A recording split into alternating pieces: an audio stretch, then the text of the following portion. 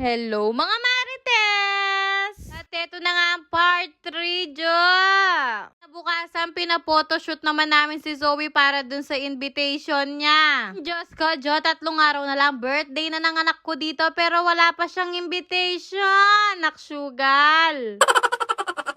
Yan, Jo, dahil mahilig sa rush si Marites. Ayan, mga tarantanak kanyan, loko! Pumili na kami ng background para kay Zoe. Dito na kami sa retrato nagpa-picture. Ito kasi magagawa mo lahat ng gusto mo. Ikaw ang magpipicture sa sarili mo.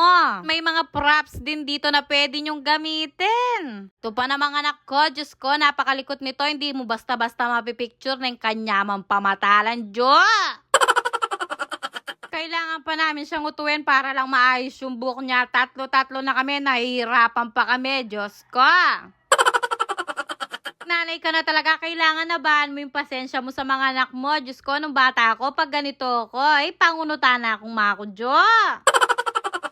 Pero wala namang perpektong nanay. Tayong lahat nauubos din yung pasensya natin. Yako kanini, Jo, pamatalang ko ni Zoe, bagyan na ako kaya. Chares!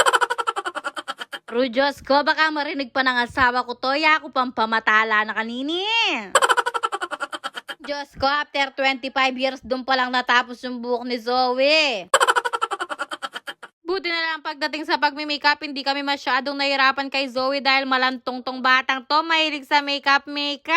Sabi ko nga sa kumari ko, Mare, wag mo nang i-pull pack yung eyeshadow niya, basta yung nose line ng anak ko, dapat plakada.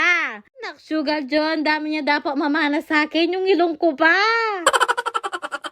Diyos ko, Jo, kaya nga pinili kong asawa, yung matangos yung ilong para hindi mamana yung ilong ko. Naksugal, ang lakas ng dugo ko, namana pa yung hindi dapat, yung ilong ko pang kamatis. Abren mo, nak, manipong kong pang retoke mo, naksugal.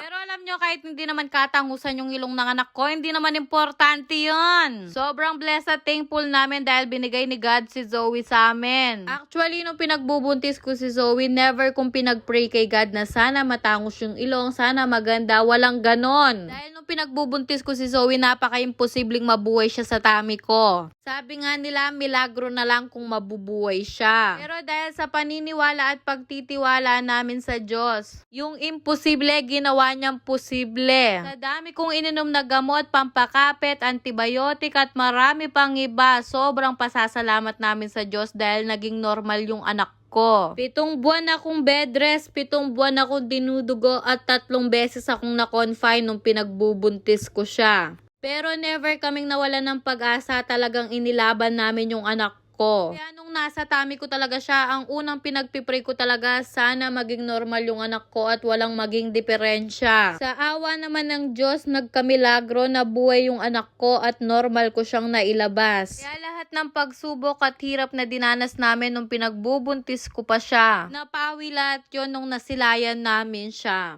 Kaya sobra-sobra yung pasasalamat namin sa Diyos dahil binigyan niya kami ng isang milagro. Kaya yung miracle baby namin magtatatlong taon na ngayon. Healthy, mabait at makulit na bata na siya ngayon. Ayan na, Jo, nag-MMK at magpakailanman na ako dito. Chares! Happy birthday, Zoe!